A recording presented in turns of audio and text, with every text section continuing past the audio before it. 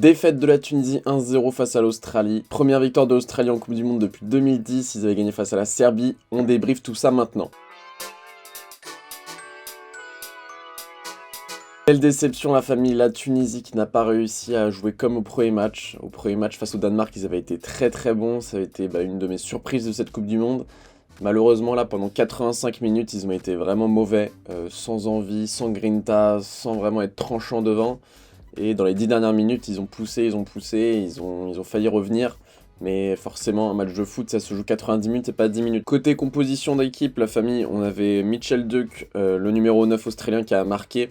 Petite anecdote d'ailleurs, c'est le premier joueur de cette Coupe du Monde à jouer en D2. Il joue en D2 japonaise, à marquer un but. Donc c'est le premier joueur qui joue en D2 à marquer un but dans cette Coupe du Monde.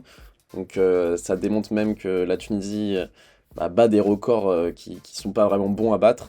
Donc c'est un petit peu l'image de ce match.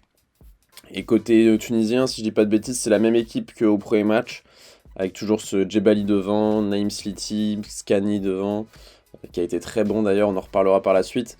Donc voilà la famille. Concernant le match, il y a eu quelques occasions de part et d'autre, des deux côtés, rien de fou.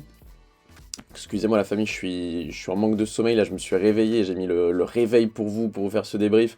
J'ai dormi 4 heures cette nuit. Donc excusez-moi si j'ai la voix un petit peu cassée, etc.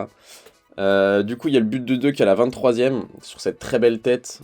Il a fait la célébration pour son fils, qui était dans les tribunes. Donc voilà, beau moment pour les Australiens, moins bon moment forcément pour les Tunisiens.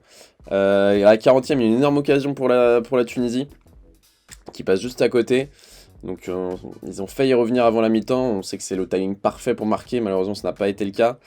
Et à la 48e, pareil, Mskani qui a encore une putain d'occasion et qui marque pas. Donc voilà, deux grosses occasions ratées pour la Tunisie en première période, et forcément ça se pardonne pas. Ça pardonne pas. Deuxième mi-temps, 55e minute, l'Australie qui prend le contrôle du ballon pour on va dire les 20 premières minutes de cette seconde mi-temps. Là il y a un centre un petit peu trop long qui va passer à rien devant l'attaquant qui a essayé de couper. 72e, pareil. Encore une situation qui vient sur le côté droit de la Tunisie, qui a vraiment été défensivement en galère, ce côté droit. Et le côté gauche de l'Australie était vraiment le point fort. Il passait énormément sur ce côté gauche avec des ballons longs de Moy, des ballons en 1-2 de Moy.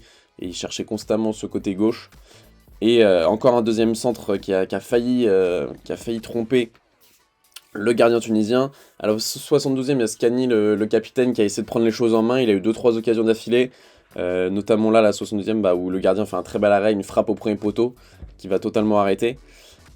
Et à la fin de match, du coup, les 15 dernières minutes, la Tunisie a poussé énormément, notamment par l'entrée de Kazri, avec la sortie de Laidouni, un profil du coup plus offensif Kazri, mais ça va pas suffire. La Tunisie, du coup, qui est pratiquement éliminée, à 99% éliminée de cette Coupe du Monde, va falloir un exploit au dernier match face à la France, et il va falloir que le Danemark et l'Australie fassent un résultat favorable par rapport à ce que la Tunisie veut, en fonction de aujourd'hui, il y a Danemark-France, en fonction du résultat qu'il y a aujourd'hui aussi.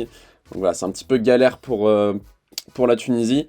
On peut passer au top et au flop, la famille. Donc en gros, moi je suis assez déçu de la prestation de la Tunisie. Je m'attendais vraiment à mieux. C'était vraiment ma surprise de la première journée de cette Coupe du Monde. Et je suis assez déçu. J'avais mis mon réveil pour voir cette belle équipe tunisienne et je suis assez déçu.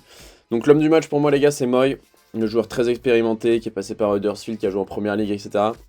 D'ailleurs là il y a un poster d'Huddersfield, vu que c'est là où je vis. Skani du coup je l'ai mis en top aussi.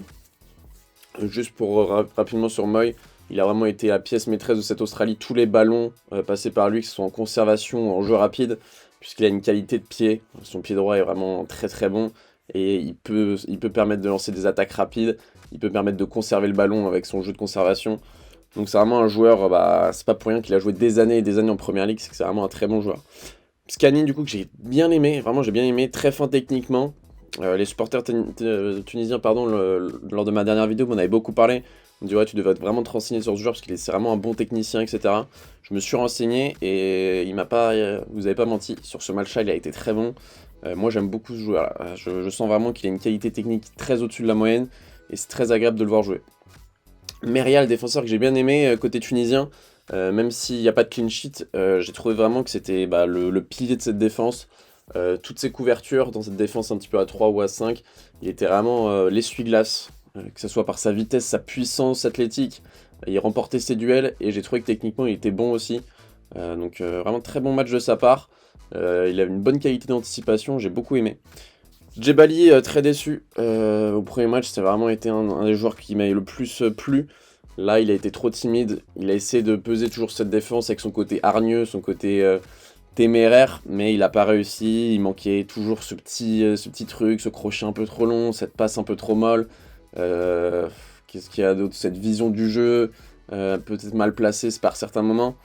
Donc c'est dommage. Laidouni, mon homme du match du Tunisie-Danemark, qui là aussi m'a déçu, même s'il avait toujours ce côté vraiment généreux sur le terrain, ce coffre, il court beaucoup, il harangue autant ses coéquipiers que la foule. Donc on va dire mentalement j'ai bien aimé son match, mais on l'a pas assez vu, il a pas assez pesé sur cette rencontre, et au milieu de terrain il s'est trop fait bouffer par Moy. Donc voilà. Et dernier flop, c'est Ali Abdi, puisque côté gauche tunisien, offensivement, c'était un peu faible. En fin de match, ça allait mieux, mais pendant le match, c'était un peu faible. Et Ali Abdi, il a pas fait assez de différence, selon moi. Il n'y a pas eu assez de centre de son côté, il n'y a pas eu assez de débordement, pas eu assez de prise de risque de sa part. Donc je le mets dans les flops, puisqu'il n'a pas assez pesé, tout simplement, sur la défense australienne. Donc voilà, famille, je suis assez triste pour vous, mes frères tunisiens. Je sais que vous êtes beaucoup à me regarder. J'espère que vous allez réussir à vous qualifier, même s'il y a 1% de chance. On se retrouve tout à l'heure ou demain pour une nouvelle vidéo. Donc n'hésitez pas à vous abonner, à liker et à commenter. C'était BR10, bonne matinée, bonne journée, bonne soirée, bonne nuit. Peace!